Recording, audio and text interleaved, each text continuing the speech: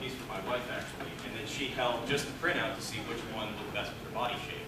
Now, if there's a woman who's 6'1", she's going to need a larger shield. Somebody who's 5 foot, to be 6 foot, you're going to be vastly different. This helmet, for example, is made for a guy who's 6'4". It's very large on anybody like me. This is made for somebody who's my scale. And scaling, in my opinion, is one of the biggest things that people who are making props kind of forget about. So going forward in the process, what I like to do when I approach a build like this, and I'm going to go through some of the stuff in the M8, is break things down into more simple shapes. If you're looking at a piece like this, and you see all these sort of curved, domed pieces sitting on top of each other, this rail down the center with these little buttons, and then these cutout shapes, it gets complicated pretty fast. And you might think that things are a little daunting just because of the level of detail that's in it. I saw this as basically that one center spine in that was flat, with pieces sort of bolted onto it. You can see these sort of C-shaped pieces in the upper right. Those are these two atoms. And the long and short of this build was that I had one central piece and then sort of stuck all these things on top of it. That can be applied to a lot of different props and a lot of different replicas. This is what I did on my gun. Just made the base pieces of wood and then stuck a bunch of plastic on top. Yeah, the more you can break something down into simple shapes and then sort of refine it into the eventual form, the easier it's going to be and the less daunting the task is going to be to get everything correct. So I'll just step through a couple of, I won't go into as much detail as Bill did, but a couple of detail shots. This is a trick that I did with a table router towards getting a perfectly flat edge. I don't have a table saw, so this was just a cheat. But you can kind of see how I built all these pieces up. Now, in the end, at the end stage, all of these bottom pieces are beveled, right? So they're narrower at the base than they are at the top. If I would have tried to kind of build those at a cinch, it'd be very difficult to get everything lined up and correct. So I just make a whole block out of MDF and then stick it on my belt sander. A radial arm sander or not radial arm sander, orbital sander would work just with both of those, which is how I dome the top. Again, little detail pieces that are just layered pieces of MDF cut and channeled, and I just continued to add detail into those as I went along. This shows how those side pieces were eventually finished to look more detailed. These were all done with a Dremel tool, and then the curve on that was done with an orbital sander. Triggers are a fun thing, and a lot of people want working triggers on guns. They seem more complicated to a lot of people than they really are. This is just a piece of plastic that I stuck a dowel pin into and tore the spring in a ballpoint pen. The cut in there looks really kind of nasty, but it's covered up with another plate, so you don't really have to worry about it. If anybody wants a working trigger on their gun, something like this is pretty easy to do. I ended up making this one hit a pin at the front so that the barrels light up when you pull the trigger, just because I think everything looks cooler with LED. And so talking about a piece broken down into its components, this is the gun effectively in all of its finished pieces, and then all the parts flown into all these bits. You can almost look like a model car. You have the main central spine over there on the right, and then literally all these other pieces just sort of slotted on top of it. So if you can look at a piece and break it down into those shapes, creating it's going to be a lot easier, because what you eventually end up doing is, instead of building the whole gun, you spend a day or two focusing on how to make the scope, and you spend a day or two focusing on how to make this end piece. And when you finally get them all together, since you spent all the time worrying about all the details on the individual portions, the whole ends up looking a lot better.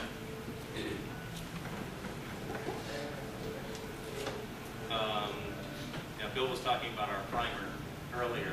MDF is a really porous type of wood. Like I said, I made the whole thing out of MDF, so you have to coat it with a lot of primer to get it to soak that up and then not warp or flex later on down the road.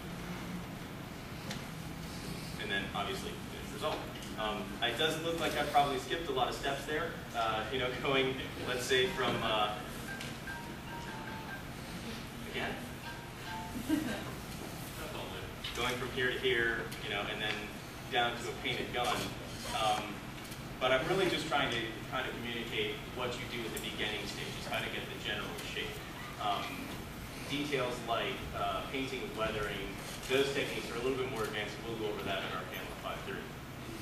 Let's see, what else do I have here? This was another piece I made a little while ago. It follows very similar principles. This is a gun from Warhammer. This thing's huge. It's about 28 inches wide. This was made as a display piece. It's not really meant to be carried around in convention. And the client that wanted it as heavy as possible.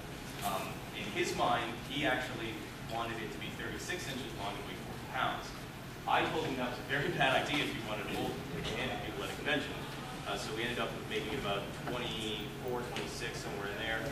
And it weighed about 22 pounds. Again, this looks like kind of a daunting thing if you're just looking at the final piece. But breaking it down to development is just a big box. All these raised bits are just pieces of sinter that I've cut to shape.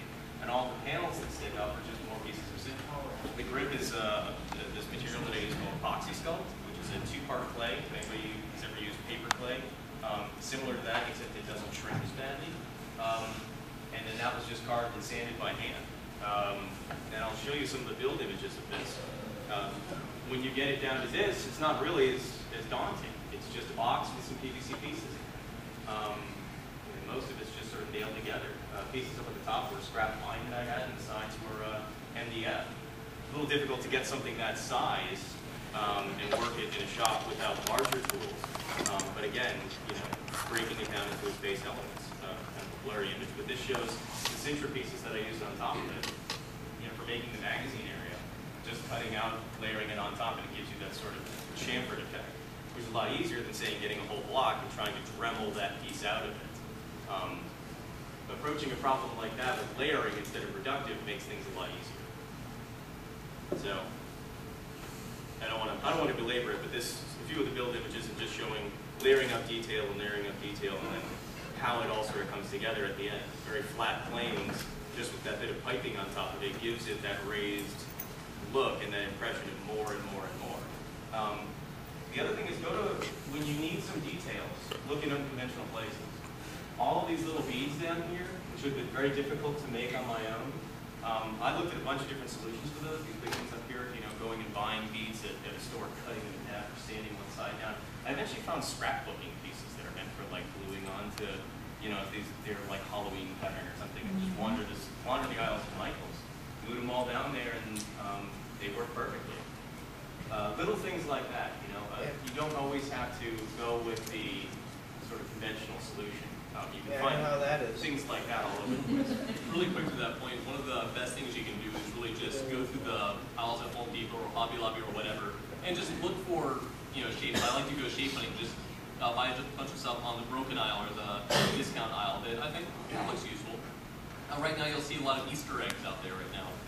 Easter eggs are one of the best things, like giant Easter eggs are one of the best things to build a shoulder pauldron out of.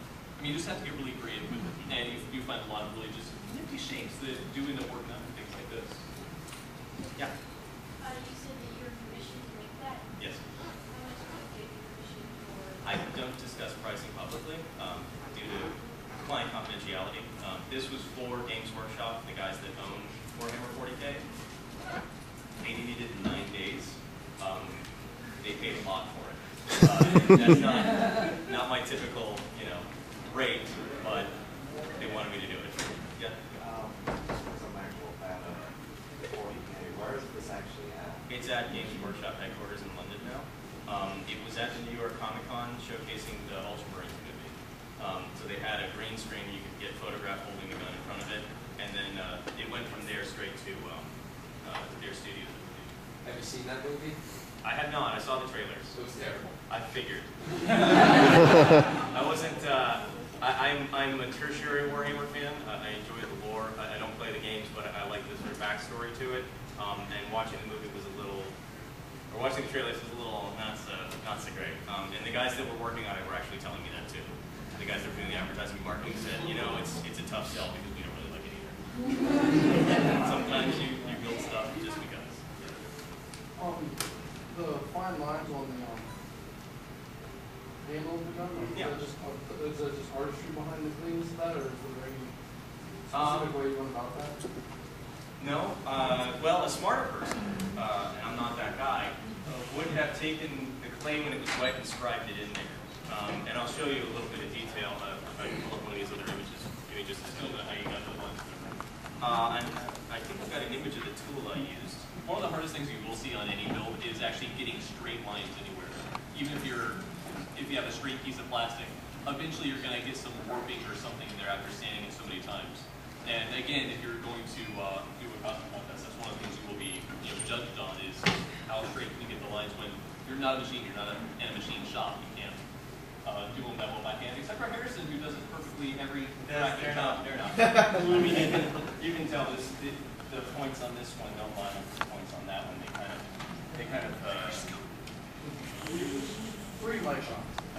learning from my mistake, what I should have done is sculpted the piece out and then just tried to. This little video is still wet. I waited for the clay to dry. I sanded it to shape, and then I did the whole thing with a lino carving.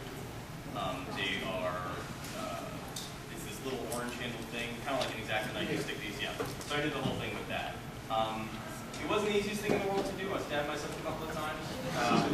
I do that a lot, actually. My hands are not ready. That's the other thing you